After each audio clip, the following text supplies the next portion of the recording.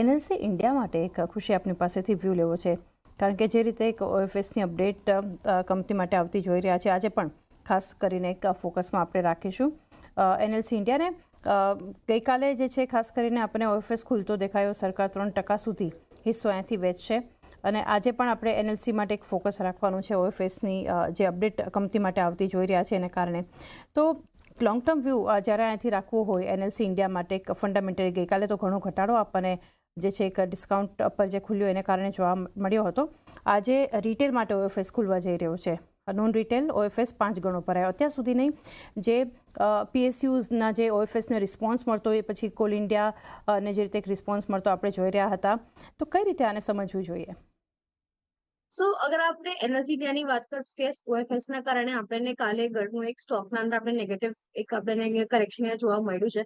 સાથે આજે retail side માટે આપણને ઓએફએસ ખુલતી અહીંયા દેખાવશે. સો યસ, આજના દિવસે પણ આપણને મોસ્ટલી થોડી એક નેગેટિવ વોલેટિલિટી આપણને થોડી આ સ્ટોકના અંદર આજના દિવસ પણ જોવા મળી શકે છે, કારણ કે ઓએફએસના જે આપણને જે ટ્રેડ થઈ રહ્યા છે એના કારણે. બટ યસ, અગર લોંગ ટર્મ વ્યૂની અગર આપણે વાત કરશું, લોંગ ટર્મ જે વ્યૂ સ્ટીલ ઇમ્પેક્ટ છે fundamental wise.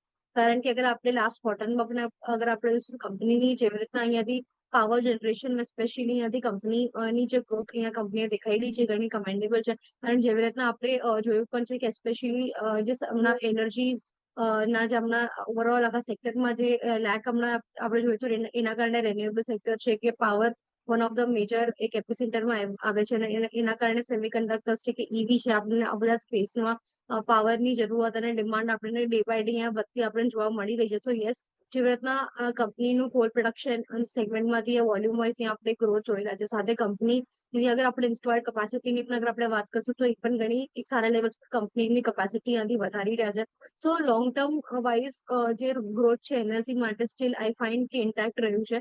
But yes, near ટર્મમાં આપણે જાતે ઓએફએસ ની જે ન્યૂઝ છે એની એક ન્યૂઝની એક આપણને રિએક્શન આજે આપણે નિયર ટર્મમાં 1-2 દિવસ માટે થોડી આપણને રીતે જોવા મળી શકે છે. એક વ્યૂ અહીંયાથી એક ખાસ ધ્યાનમાં આજે પણ એક એનએલસી ઇન્ડિયા પર એક એક્શન કઈ રીતના સ્ટોક બતાવે છે એક ફોકસમાં રાખીશું. આ સિવાય